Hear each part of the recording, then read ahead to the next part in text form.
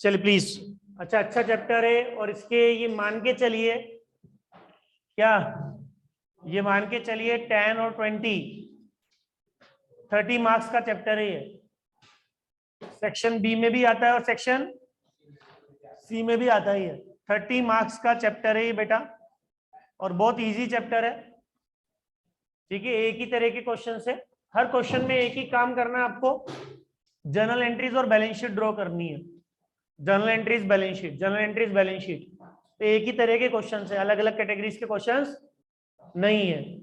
Right, कोई दिक्कत? इसका थ्योरी का क्वेश्चन भी क्या बनता है वो भी हम डिस्कस करेंगे, वो भी आप ढंग से पढ़िएगा। और इसका प्रैक्टिकल क्वेश्चंस क्या बनते हैं वो तो हम करेंगे ही सही। तो समझिएगा इंटरनल रिकंस्ट्रक्शन ऑफ कंपनीज क्या होता है। आज फॉर एग्जांपल एक कंपनी है एक्स लिमिटेड, ये लॉसेज सफर कर रही है। कंपनी क्या सफर कर रही है? लॉसेस। कंपनी लॉसेज में है। तो लॉसेज में होने के बाद कई ऑप्शन होते हैं प्रशांत, या तो हम कंपनी को क्या कर देते हैं, बंद कर देते हैं, वाइंड अप कर देते हैं, कंपनी को लिक्विडेशन में ले जाते हैं, या हम ये करते हैं कि हमारा बिजनेस किसी दूसरी कंपनी को क्या कर देते हैं, हम बेच देते हैं, या किसी दूसरी कंपनी के साथ मिलकर क्या करते हैं हम काम। लेकिन अल्टीमेटली क्या है कि अगर आप अपने बिजनेस को किसी दूसरे के साथ बेचेंगे, अपने बिजनेस को अगर आप बेचेंगे तो अल्टीमेटली आपका बिजनेस वाइंडिंग अप के प्रोसीजर में तो जाएगा ही नहीं। यही बात समझ में आया ना?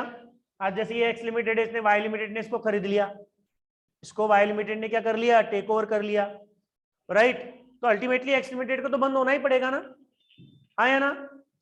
आज हम क्या बोल रहे हैं, कंपनी लॉसेस सफर कर रही है, तो देखो एक ही ऑप्शन बचता है कि कंपनी को क्या कर दिया जाए, बंद कर दिया जाए या बेच दिया जाए। और बेचने में भी क्या करते हैं अपन, कंपनी को बंद ही करेंगे एक बार तो। हाँ या ना?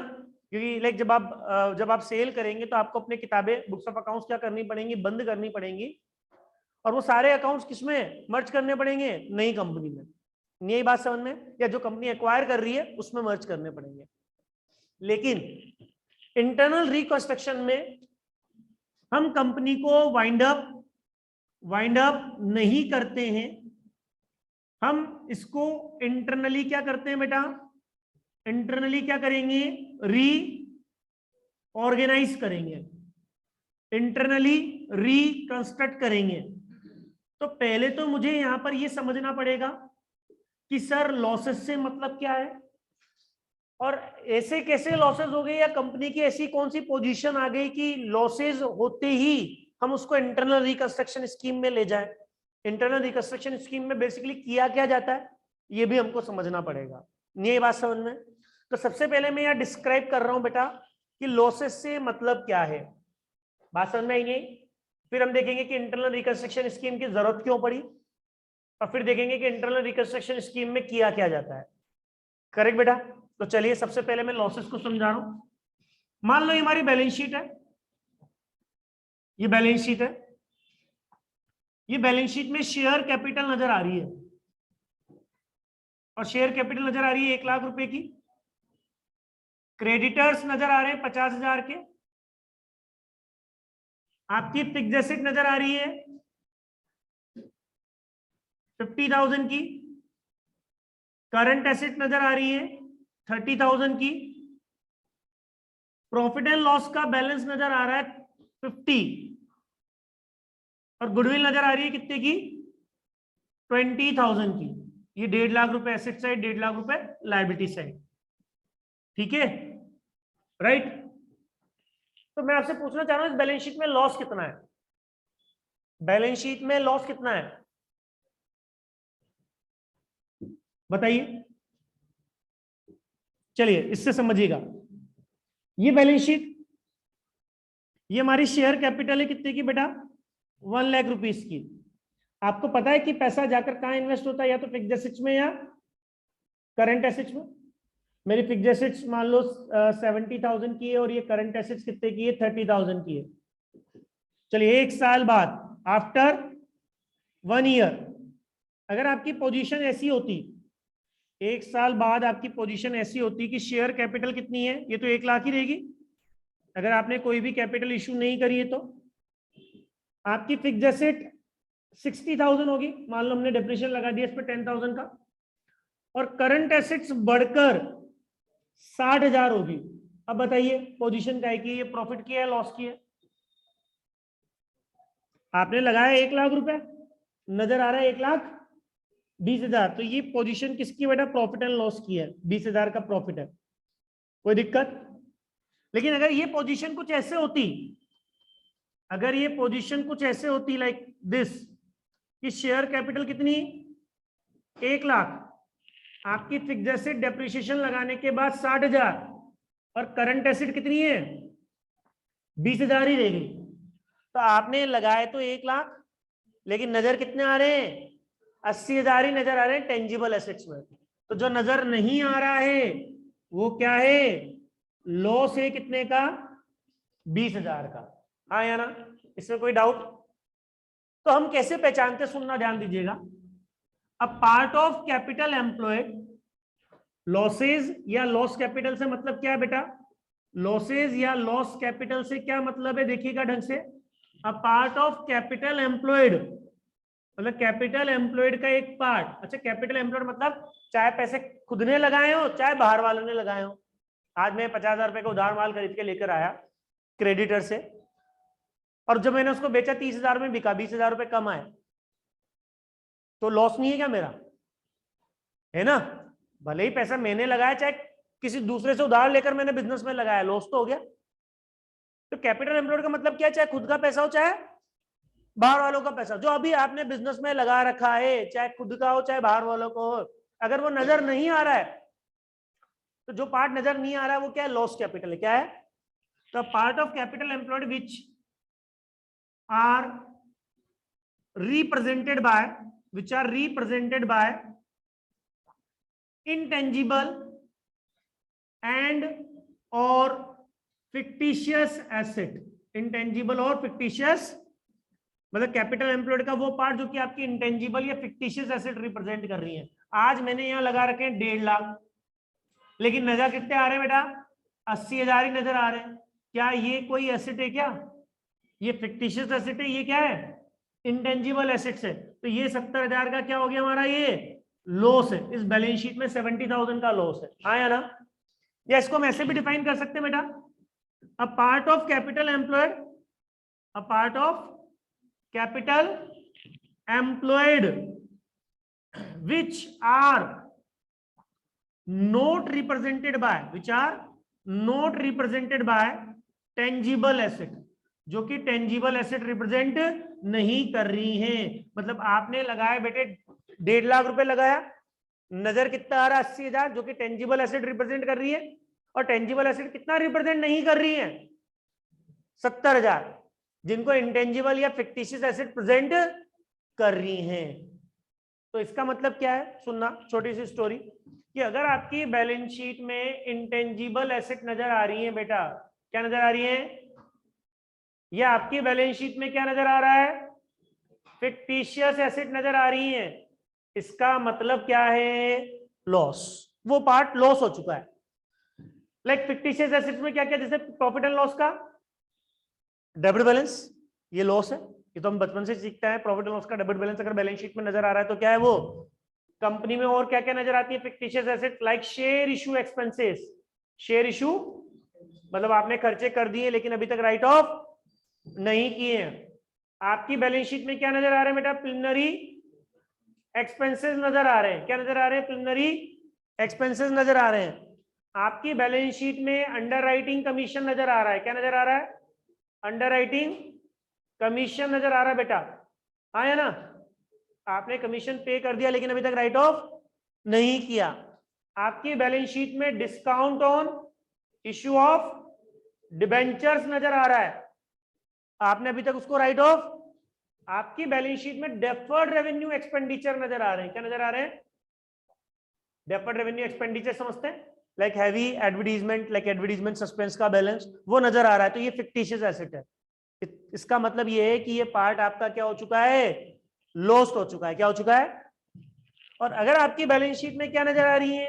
गुडविल। क्या नजर आ रही है? गुडविल। आपकी बैलेंस शीट में क्या नजर आ रहा है? पेटेंट्स। आपके बैलेंस शीट में क्या नजर आ रहे हैं? ट्रेडमार्क्स। आपकी बैलेंस शीट में क्या नजर आ रही है? कॉपीराइट्स। आपकी बैलेंस शीट में क्या नजर आ रही है? Design etcetera. इंटेंजिबल नजर एसेट नजर आ रही है, तो इसका मतलब वो क्या है? लॉस्ट कैपिटल है। क्या है ये? अब आप बोलोगे सर गुडविल कैसे लॉस होती है? देखो हमारा पोजीशन, हमारे बिजनेस की पोजीशन एक ऐसी चल रही है कि जहां पर इंटेंजिबल एसेट्स भी क्या हो जाएंगी भाई? गुडविल की वैल्यू कब है? जब उसका कोई पेमेंट करने के लिए तैयार हो। हाँ है ना? आज आपकी नेट एसेट से कोई ज्यादा आपको पेमेंट करेगा, दैट इज गुडविल। लेकिन आपका बिजनेस तो लॉस में चल रहा है, तो आपको नेट एसेट के बराबर पैसा मिल जाए तो ही बड़ी बात है। हाँ है ना? तो उस केस में इंटेंजिबल एसेट्स की वर्थ भी क्या हो जाती है? जीरो हो जाती है। क्या हो जाती है? और देखो इस चैप्टर में आपको इंटरनल रिकंस्ट्रक्शन स्कीम बनानी है। करना क्या है? जितने भी लॉस इकट्ठे कर रखे हैं ना पहले, सब क्या करने हैं? खत्म करने हैं। और जब आप लॉस खत्म करोगे ही सही, तो आप ऐसी एसेट्स को भी राइट ऑफ कर दो ना जिनमें लग रहा है कि फ्यूचर में लॉस होगा। तो अल्टीमेटली क्या है? ये जो एसेट्स हैं, ये इंटेंजिबल और फैक्टिशियस एसेट्स हैं जो बैलेंस शीट में आपके नजर आ रही हैं, और ये आपकी क्या कहलाएंगी? लॉसेस कहलाएंगी। क्या कहलाएंगी?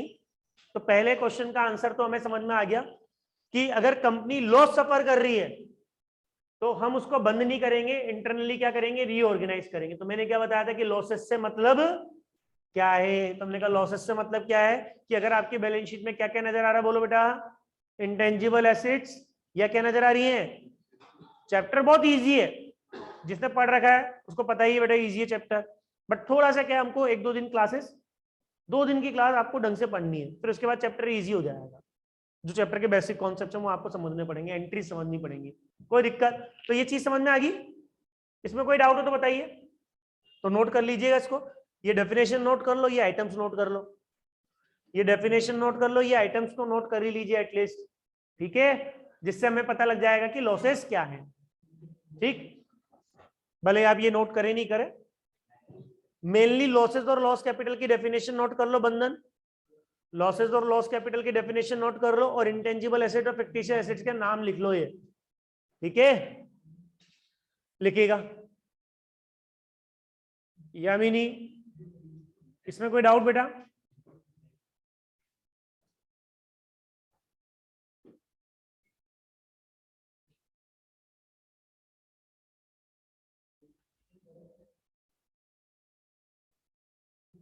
चलिए।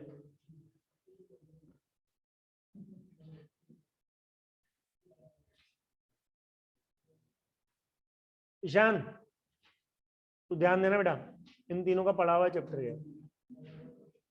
ठीक है ना? इनका बैंकिंग भी पढ़ा हुआ था, इसलिए तू क्या पढ़ाई में।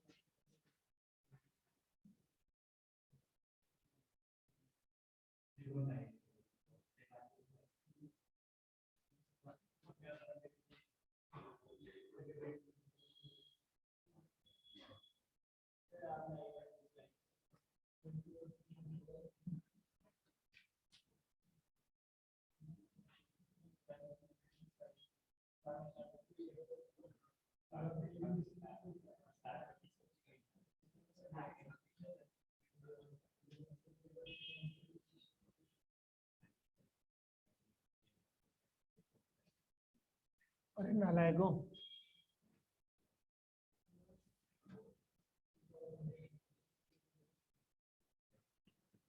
तो बैलेंस शीट में अगर आपके इंटेंजिबल एसेट्स और फिक्टिशियस एसेट नजर आ रही हैं, इसका मतलब क्या है भाई? आपने बिजनेस में पैसा लगाया, 1 लाख रुपए नजर आ रहा है, 80,000 ही, 20,000 नजर नहीं आ रहा है, तो वो आपकी क्या कहलाएगी?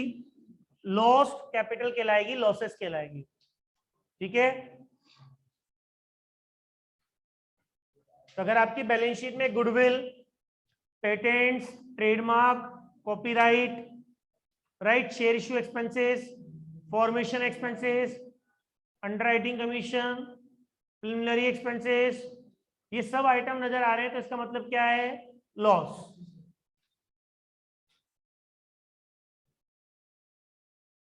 उतना अमाउंट आपका बिजनेस से क्या हो चुका है? लॉस्ट हो चुका है। क्या हो चुका है? लॉस्ट हो चुका है।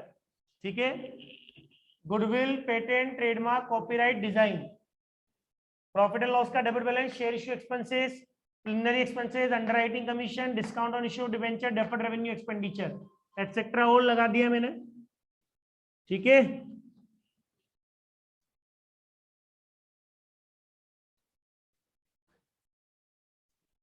अभी मैं आपको एक रफली आइडिया दे रहा हूं कि क्वेश्चन में करना क्या है, इंटरनल रिकंस्ट्रक्शन स्कीम बनाई क्यों जाती है।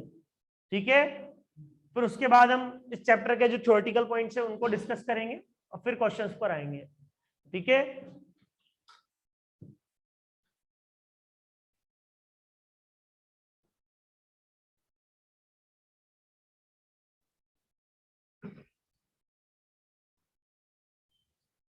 चलिए बताइएगा, यही बैलेंस शीट दोबारा बना रहा हूं मैं और दोबारा आपसे पूछ रहा हूं किस क्वेश्चन में इस बैलेंस शीट में आपकी लॉस्ट कैपिटल क्या है?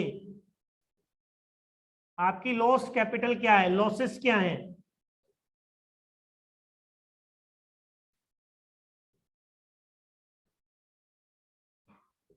चलिए बताइएगा, अब दोबारा बताइएगा, लॉस कैपिटल कितनी है?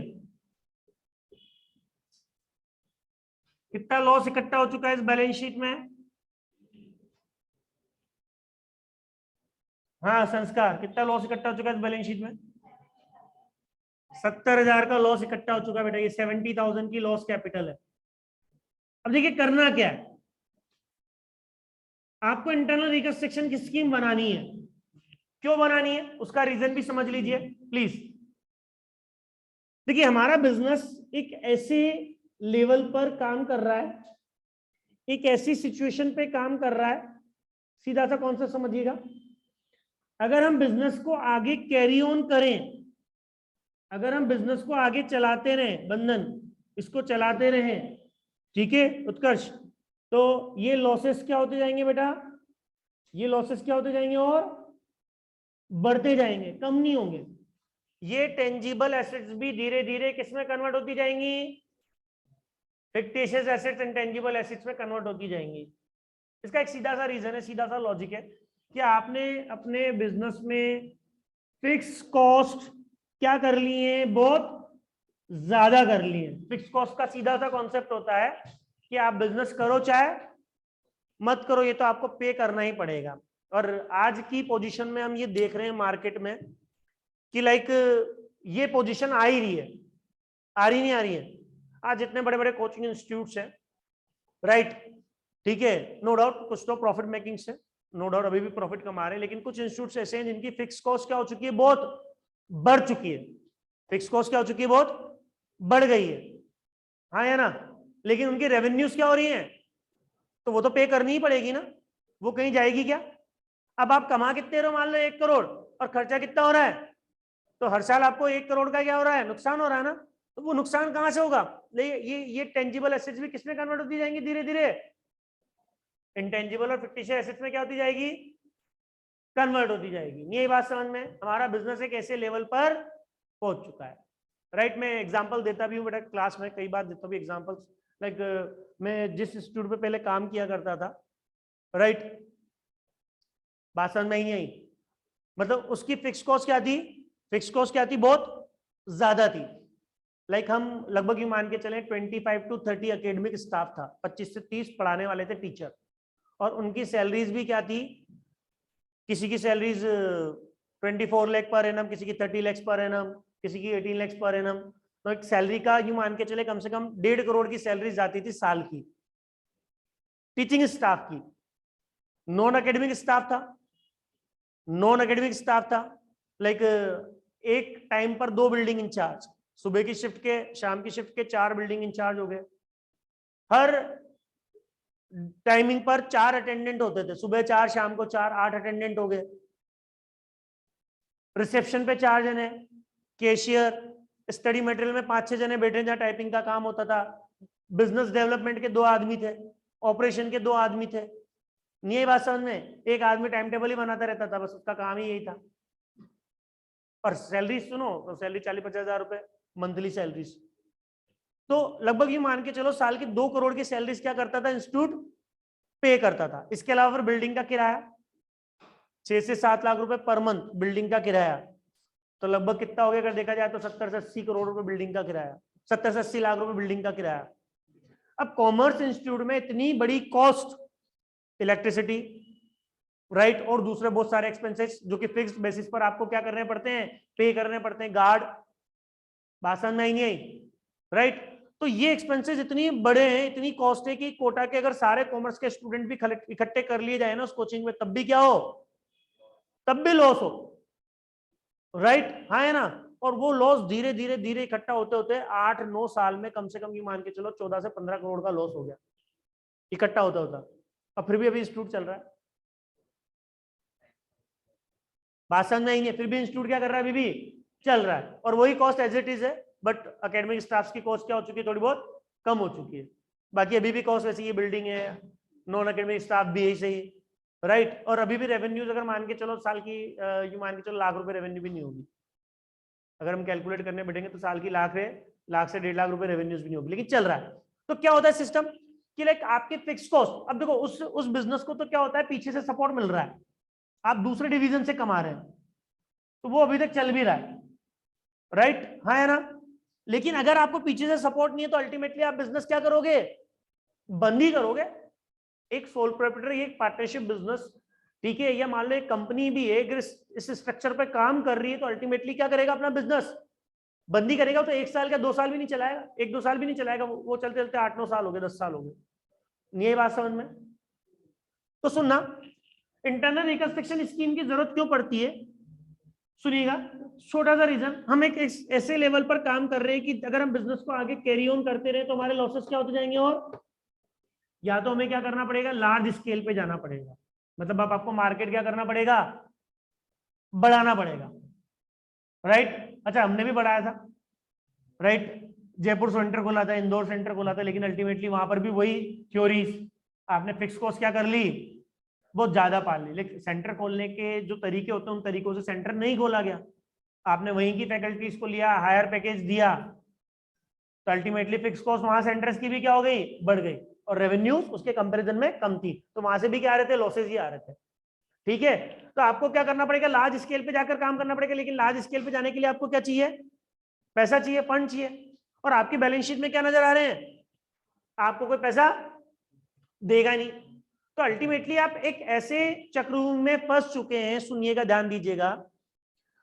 आपको लार्ज स्केल पर जाने के लिए क्या चाहिए बेटा, पैसा चाहिए। लार्ज स्केल पे जब तक नहीं जाएंगे तब तक आप प्रॉफिट नहीं कमाएंगे, और पैसा तब मिलेगा जब आपकी बैलेंस शीट में ये लॉसेस नजर, और इन लॉसेस को राइट ऑफ करने के लिए आपको प्रॉफिट क्या करना पड़ेगा, कमाना पड़ेगा। तो अल्टीमेटली एक हम सर्कल में फंस चुके हैं राइट, जिससे निकलना क्या है, आप सोचो कि धीरे धीरे कमाकर राइट ऑफ कर लेंगे तो वो पॉसिबल कि आने वाले 2 साल 3 साल 4 साल 5 सालों में इन लॉसेस को खत्म कर देंगे, तो वो पॉसिबल नहीं है राइट। आपको इन लॉसेस को क्या करने पड़ेंगे, एक झटके से क्या करना पड़ेगा, खत्म करना पड़ेगा। नहीं यही बात समझ में? और उसको ही क्या बोलेंगे अपन, इंटरनल रिकंस्ट्रक्शन की स्कीम में उसकी को अपन शामिल करेंगे। नहीं यही बात समझ में? अच्छा लॉसेस को कम करने का तरीका क्या है, सुनना, सीधा सा लॉजिक है। आपको एसेट साइड से कितने कम करने,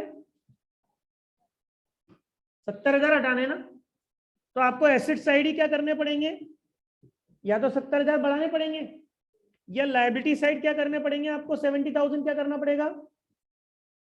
लेकिन देखो ये बढ़ाने का और ये कम करने के 2 तरीके होते हैं, एक तो विद कंसिडरेशन, और एक होता है विदाउट कंसिडरेशन। क्या होता है, विदाउट कंसिडरेशन। एक छोटा सा एग्जांपल ले रहा हूं, आज मैंने क्रेडिटर में पेमेंट कर दिया, 30,000 का पेमेंट कर दिया, लायबिलिटी कम कर दी 30,000 से, क्या उससे कोई बेनिफिट मिलेगा क्या, उधर तो आपका कैश भी तो कम हो जाएगा 30,000, तो अल्टीमेटली आपको कोई बेनिफिट मिला क्या, ये कहलाएगा विद कंसिडरेशन। क्या कहलाएगा? आपकी लायबिलिटी कम हुई लेकिन उसके बदले में आपने कंसिडरेशन चुकाया, तो इससे आपको कुछ भी बेनिफिट है। मैंने कहा यहां पर कि क्रेडिटर के आपने 30,000 रुपए क्लेम कम कर दिए, उनको बोला कि आप अपना क्लेम छोड़ दो 30,000 रुपए, भूल जाओ, आप 20,000 ही याद रखो, तो इससे बेनिफिट मिलेगा नहीं मिलेगा? दैट मीन्स आपकी लायबिलिटी रिड्यूस हो रही है विदाउट, बिना कुछ लिए दिए, तो आपको क्या मिलेगा? बेनिफिट मिलेगा नहीं मिलेगा? इधर आप अपनी फिक्स्ड एसेट्स बढ़ा रहे हो, मैंने परचेज कर ली, खरीद ली, तो फिक्स्ड एसेट खरीदी तो दूसरी करंट एसेट्स कम भी तो होगी, कैश बैलेंस बैंक बैलेंस भी तो कम होगा, उससे कोई फायदा मिलेगा क्या? लेकिन मैंने मेरी फिक्स्ड एसेट्स का रिवैल्यूएशन किया और ये पाया कि ये एसेट्स की वैल्यू बढ़ी हुई है, मार्केट वैल्यू क्या है उसकी ज्यादा है, तो उससे बेनिफिट मिलेगा नहीं मिलेगा आपका? तो आपको एसेट्स भी बढ़ानी है, लेकिन कैसे बढ़ानी है? बिना कुछ लिए दिए, उसी से ही बेनिफिट इकट्ठे होंगे, होंगे नहीं होंगे? तो एक स्कीम मैं आपको यहाँ पे तैयार करके बता रहा हूँ, छोटी सी स्कीम, लेकिन इतना आसान नहीं है स्कीम तैयार करना। हम तो यहाँ पे 2-3 पॉइंट शामिल कर लेंगे, एंट्रीज दे देंगे, दोबारा बैलेंस शीट भी बना लेंगे, लेकिन इस स्कीम को तैयार करने के लिए कंपनी को लीगल प्रोसीजर में जाना पड़ता है। क्या जाना पड़ता है? लीगल। तो अब देखो क्या होता है, सुनना, यहाँ इंटरनल रिकंस्ट्रक्शन स्कीम के क्या पॉइंट होते हैं, देखिएगा स्कीम के क्या क्या पॉइंट होंगे, क्या क्या हो सकते हैं। जैसे पहला point, creditors waived their claim, waived मतलब होता है छोड़ना, क्रेडिटर्स ने अपना क्लेम छोड़ दिया। अच्छा कितने छोड़ा? बाय रुपीस 20,000 से छोड़ दिया, छोड़ दिया है, इसके बदले हम उनको कुछ नहीं दे रहे।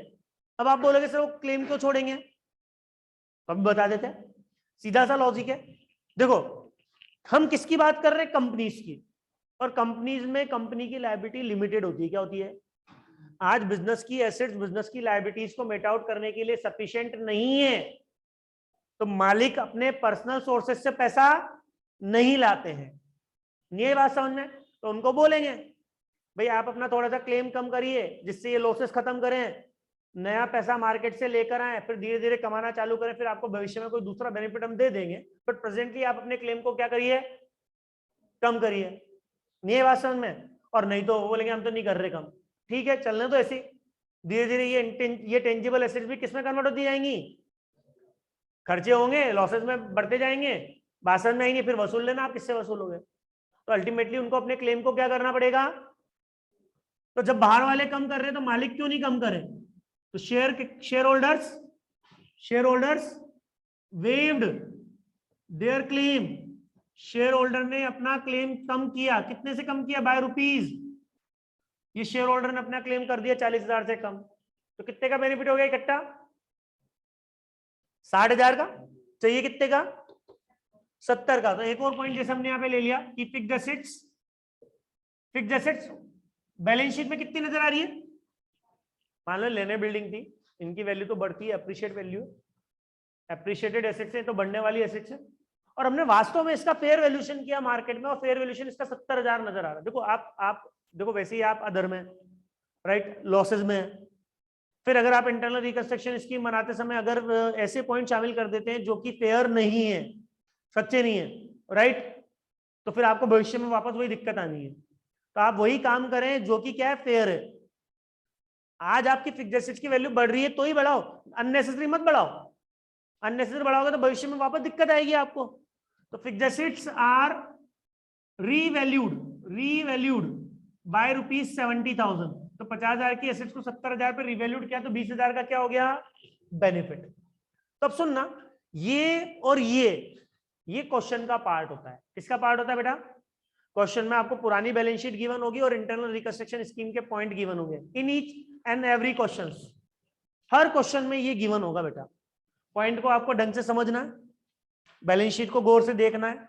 अब आपको क्या करना होता है सॉल्यूशन में? क्या पास करनी है बेटा? एंट्रीज पास आउट करनी है इस स्कीम के एग्जीक्यूशंस की। इस स्कीम के एग्जीक्यूशंस के लिए अकाउंटिंग एंट्रीज पास आउट करनी है, तो बहुत सिंपल सी एंट्रीज है इस क्वेश्चन के लिए, और हर क्वेश्चन में भी ऐसा ही होगा बेटा। बस एक दो पॉइंट आपको टेक्निकली समझने हैं, वो मैं आपको समझाऊंगा इसी अगली क्लासेस में। तो चलो पहली एंट्रीज क्या? क्रेडिटर ने अपना क्लेम कम किया, तो क्रेडिटर क्या करूंगा? डेबिट। क्रेडिटर्स अकाउंट क्या करेंगे? करेंगे नहीं करेंगे? डेबिट। और कितने से क्लेम कम कर रही है? तो 20,000 आपको एक नए अकाउंट में डालने हैं जिसका नाम क्या है? Capital reduction account. मतलब ये नॉमिनल अकाउंट है, प्रॉफिट एंड लॉस की तरह ट्रीट करेगा, बट आप profit and loss word use नहीं करें, क्योंकि प्रॉफिट एंड लॉस तो क्या है, एक तरीके से रेवेन्यू अर्निंग्स है आपकी, जो आपने कमाई हो माल बेच के, इनकम फ्रॉम अदर सोर्सेस। यहाँ आपने कमाया नहीं है तो आप एक तरीके से छीन रहे। और इंटरनल रिकंस्ट्रक्शन स्कीम में इन प्रॉफिट्स को हम कैपिटल रिडक्शन अकाउंट में डालेंगे। It's not our revenue profits, it's not our capital profit. ये रेवेन्यू भी नहीं है, कैपिटल भी नहीं है, तो इंटरनल रिकंस्ट्रक्शन स्कीम के बेनिफिट्स है। समझ में आई बात? तो कुल मिलाकर यूं है, ध्यान देना, benefits of scheme, benefits of scheme, scheme के जितने भी बेनिफिट होंगे ना, right, is credited to capital reduction account. मतलब कहने का मतलब ये प्रॉफिट एंड लॉस अकाउंट की तरह काम करेगा बेटा। किसकी तरह काम करेगा? तो दूसरी एंट्री क्या होनी चाहिए, बोलो चलो। शेयर कैपिटल कम हो रही है तो share capital account debit to capital reduction account. बेटा कितना? Very good. तो अगली एंट्री क्या होनी चाहिए बताना? फिक्स्ड एसेट्स अकाउंट डेबिट कितने से? 50 से 70, तो 20,000 बढ़ रही है बेटा, टू कैपिटल रिडक्शन अकाउंट कितना? 20,000।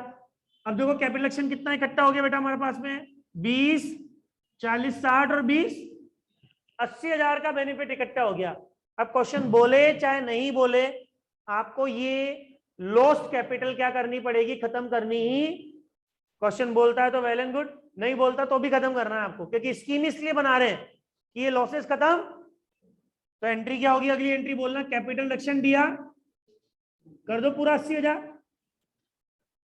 80,000 डेबिट कर दिया टू प्रॉफिट एंड कितना? 50,000, 50,000 ये टू गुडविल कितना? अच्छा बच गया क्या? कम कभी नहीं पड़ेगा, कम कभी भी नहीं पड़ेगा किसी भी क्वेश्चन में। कोई स्पेसिफिकली क्वेश्चन आ जाए तो बात अलग है, एक्सेप्शनली, बट किसी भी क्वेश्चन में कम नहीं पड़ेगा, तो बराबर होगा या ज्यादा ही होगा। तो बचा हुआ कहां डाल देना आपको? कैपिटल रिजर्व में डाल देना है। कितना? अब आप दोबारा बैलेंस शीट बनाएंगे, अब आप दोबारा बैलेंस शीट बनाएंगे, देखिएगा तब दोबारा बैलेंस शीट में शेयर कैपिटल कितनी नजर आएगी? बताइए, शेयर कैपिटल कितनी नजर आएगी? 60,000। क्रेडिटर्स कितने नजर आएंगे? क्रेडिटर्स कितने नजर आएंगे आपके? 30,000 के। फिक्स्ड एसेट 50,000 की है, नहीं छेड़ी हमने। करंट एसेट कितने की है? 30,000 की है, सॉरी 70 होगी है। हाँ, करंट एसेट 30,000 की है, और एक नया अकाउंट आपके बैलेंस शीट में आ गया, क्या? Capital reserve. देखो प्रॉफिट एंड लॉस और गुडविल तो हमने खत्म कर दिया, नहीं कर दिया, ये क्रेडिट कर दिया, ये 0 हो गया। फिक्स्ड एसेट बढ़ा दी 50 की, कितनी कर दी? अब इसका टोटल आप लगाइए, कितना आ गया? ये 1 लाख, और ये। अब एक बार बताइए, इस बैलेंस शीट में कोई लॉस है क्या? नहीं है ना? बात समझ में आई नहीं आई? इस बैलेंस शीट में कोई भी लॉस नहीं है। अब इन्वेस्टर चाहे तो इस बैलेंस शीट की पोजीशन को देखकर अब पैसा इन्वेस्ट, फ्यूचर की प्लानिंग आपकी देख सकते हैं क्या है। हाँ है ना? और एक बात और है बेटा, ध्यान देना, जब भी कंपनी इंटरनल रिकंस्ट्रक्शन स्कीम से निकलेगी तो उसको अपने नाम के साथ एक वर्ड यूज करना पड़ता है, क्या? एंड रिड्यूस्ड, या यहां लिखना पड़ेगा आफ्टर रिकंस्ट्रक्शन, आफ्टर, जैसे हमारी किताब में आफ्टर रिकंस्ट्रक्शन वर्ड यूज कर रखा है, एंड रिड्यूस्ड, राइट, आप लिख सकते हैं। समझना की बात? जैसे ही कोई इन्वेस्टर अगर देखे इसको तो वो समझ जाए कि लीगल कंप्लाइंस होती है नाम के साथ ये वर्ड यूज करने के लिए, ठीक है, कि आपको 2 साल 3 साल 4 साल तक ऐसा यूज करना पड़ेगा। तो इन्वेस्टर देख लें तो समझ जाए कि यार कंपनी पहले क्या थी? लॉस में थी, अब लॉस नहीं है। इंटरनल रिकंस्ट्रक्शन स्कीम कंपनी क्या कर चुकी है? बना चुकी है, तैयार कर चुकी है। फ्यूचर की प्लानिंग देख लो क्या है, अगर आपको जस्टिफाई लगता है तो इन्वेस्टमेंट कर दीजिए। समझना की बात? और चलो ठीक है, बाहर वाले इन्वेस्ट नहीं करेंगे, लेकिन जो एग्जिस्टिंग शेयर होल्डर्स हैं, एग्जिस्टिंग इन्वेस्टर हैं, वो तो इन्वेस्ट कर देंगे, क्योंकि उनको तो कंपनी के बारे में पता है कि भाई पहले लॉस थे, अब लॉस नहीं है, और कंपनी की फ्यूचर प्लानिंग देख ले, तैयार कर लो, करिए इन्वेस्ट पैसा नया। नहीं है बात समझ में? कोई दिक्कत? तो ये क्या कहलाती है? आपकी इंटरनल रिकंस्ट्रक्शन की स्कीम कहलाती है। क्वेश्चन में ये पार्ट गिवन होगा बेटा, ये और ये हमें जर्नल एंट्रीज देनी, जर्नल के फॉर्मेट में विद नरेशंस के साथ में, वो भी सीखेंगे। और दोबारा आपको बैलेंस शीट बनानी है। और एक बात और बता दूं कि जो बैलेंस शीट गिवन होगी ना, ये कंपनी के फॉर्मेट में गिवन होगी, वही आपका शेड्यूल 3 पार्ट 1, तो फॉर्मेट में ही गिवन होगी। आपको दोबारा भी किस में बनानी है? तो एज इट इज वही फॉर्मेट कॉपी करना है, बस उसमें अमाउंट क्या करना है। और कोई एक आध नया अकाउंट आ जाए, हालांकि एक्सेप्शनली आता नहीं है, कोई एक आध नया अकाउंट आ जाए तो उसको किस हेडिंग में दिखाएंगे वो ध्यान देना है, राइट। बट ये इतना इजी नहीं है, थोड़ा सा आपको इसके लिए थोड़ा सा टेक्निकली चीजों को समझना पड़ेगा। हमने तो बहुत सीधे शब्दों में समझा दिया, इसको सीधे शब्दों में समझ लिया कि ऐसा ऐसा करना है। बट कंपनी को क्या करना होता है कि जब इंटरनल रिकंस्ट्रक्शन स्कीम तैयार करनी होती है तो एक लीगल प्रोसीजर में क्या करना पड़ता है? निकलना पड़ता है। आपको क्या करना पड़ेंगे? रिजोल्यूशन पास करने पड़ेंगे। और रिजोल्यूशन भी स्पेशल रिजोल्यूशन, समझते? 2 तरह के रिजोल्यूशन पास करते हैं अपन। भाई कंपनी में कोई भी काम करना है नहीं करना है, उसके अगेंस्ट में फेवर में क्या डालते हैं? एक होता है ऑर्डिनरी रिजोल्यूशन, जब 50% मेजोरिटी को लेकर क्या करते हैं अपन काम करने के लिए, या तो हाँ होते हैं या ना। स्पेशल रिजोल्यूशन में बोलते हैं 75% वोटिंग चाहिए आपको। क्या चाहिए? 75% शेयर होल्डर इस चीज के लिए क्या होने चाहिए? अग्री होने चाहिए मिनिमम। आपको कंपनी लॉ बोर्ड से परमिशन लेनी पड़ेगी, राइट। सेबी को बताना पड़ेगा आपको, सेबी को आपको पूरी डिटेल देनी पड़ेगी। Security exchange of board of India की जो है उसको आपको पूरी डिटेल देनी पड़ेगी, हम क्या कर रहे हैं। तो ये पूरा लीगल प्रोसीजर है, और इसको करने में कम से कम कंपनी को 2-3 महीने लग जाते हैं। नहीं है बात समझ में? क्योंकि आपको अपने इन्वेस्टर्स को तैयार करना पड़ेगा, आपको अपने बोरोवर्स को तैयार करना पड़ेगा। नहीं बात समझ में? तो कंपनी को इस काम को करने के लिए 2 से 3 महीने लग जाते हैं, ठीक है। कुछ पॉइंट्स हैं रिगार्डिंग द शेयर कैपिटल, वो हमें समझना है, और उसका थ्योरेटिकल क्वेश्चन बनता है, उसका थ्योरेटिकल क्वेश्चंस बनता है, जिसको हम कल डिस्कस करेंगे, ठीक है। आप इसको नोट कर लीजिए, मैं भी स्टार्ट कर देता हूँ, आपको समझा देता हूँ भले हमें कल क्या पढ़ना है, लेकिन अभी इसको आप नोट कर लीजिए, ठीक है। मेरे ख्याल से समझ में आ गया होगा सबको। इसमें किसी को डाउट हो तो बताइए आप। महिमा, यामिनी?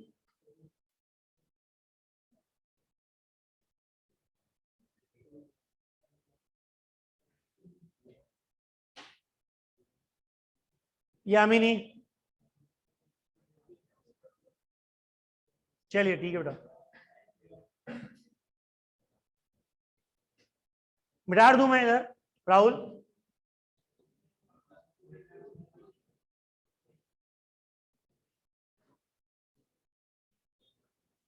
चलिए आप भले यहां से अब नोट बनाना चालू करेंगे, और ये थ्योरेटिकल क्वेश्चंस एग्जाम में पूछा जाता है। Internal reconstruction scheme, internal reconstruction scheme में इंक्लूड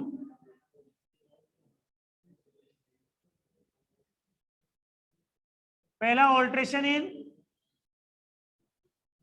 शेयर कैपिटल, और दूसरा है reduction in share capital, reduction in, ठीक है।